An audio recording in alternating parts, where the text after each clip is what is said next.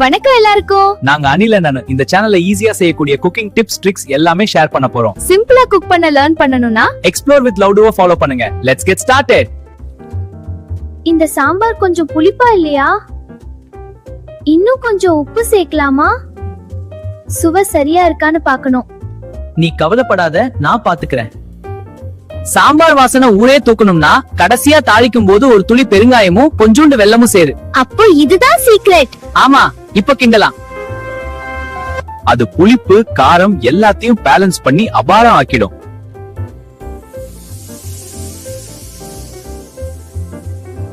இதோ எண்ணெய் நல்லா காயிற மாதிரி இருக்கு.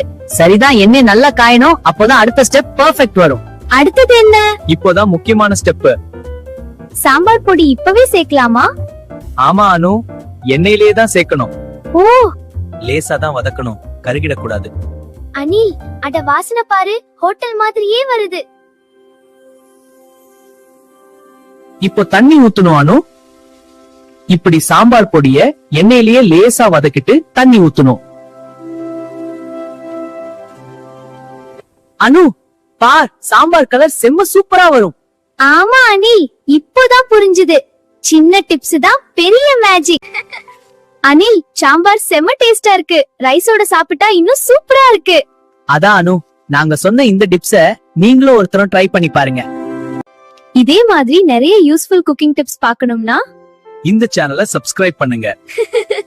தேங்க்ஸ் ஃபார் வாட்சிங். Explore with loved.